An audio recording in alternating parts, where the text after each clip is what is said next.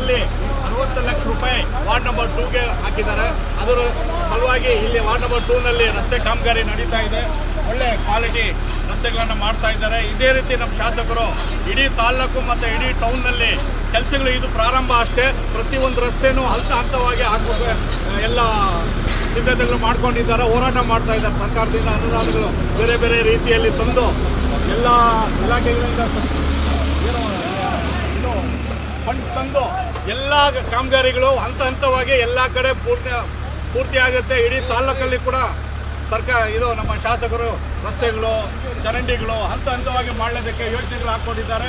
ಇದರಲ್ಲಿ ನಾವು ಇವಾಗ ನಮ್ಮ ಪುರಸಭಾ ಅಧ್ಯಕ್ಷರು, ಸದಸ್ಯರುಗಳು, ಮಾಜಿ ಅಧ್ಯಕ್ಷರುಗಳು, ಮಾಜಿ ಸ್ಥಾಯಿ ಸಮಿತಿ ಅಧ್ಯಕ್ಷರು, ಈಗ ಹಾಲಿ ಸ್ಥಾಯಿ ಸಮಿತಿ ಅಧ್ಯಕ್ಷರು ಶಬೀರುಲ್ಲಾ ಅವರು ಮತ್ತು ಇನ್ನಿಷ್ಟು ಎಲ್ಲ ನಾಯಕರುಗಳು ಹಾಗೂ ಈ ವಾರ್ಡಿನ ಪ್ರಜೆಗಳೆಲ್ಲ ಇಲ್ಲಿ ಇದ್ದಾರೆ, ಕೆಲಸ ನೋಡ್ತಾ ಇದ್ದಾರೆ.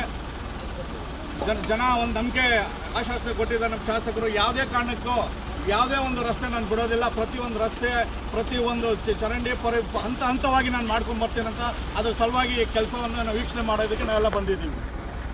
ಒಂದು ನಿಮಿಷ. ಆತ್ಮೀಯ ನಂದು ವಿಡಿಯೋ ತೊಂದರೆ ಇಲ್ಲ. ಆತ್ಮೀಯ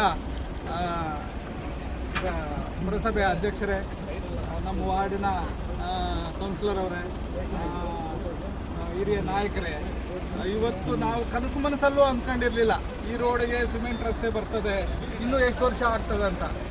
ಮಾನ್ಯ ಶಾಸಕರ ಒಂದು ಕೃಪಾ ಕಟಾಕ್ಷದಿಂದ ಮತ್ತು ನಮ್ಮ ಕೌನ್ಸಿಲರು ಅವರ ಒಂದು ಕೃಪಾ ಕಟಾಕ್ಷದಿಂದ ಇನ್ನಿತರ ಎಲ್ಲ ನಾಯಕರ ವತಿಯಿಂದ ನಮ್ಮ ರಸ್ತೆಗೆ ಇವತ್ತು ಕಾಂಕ್ರೀಟ್ ರಸ್ತೆ ಆಗ್ತಾ ಇದೆ.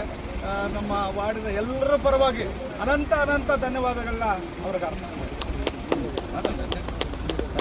ಇವತ್ತು ಆಲೂರು ನಗರದಲ್ಲಿ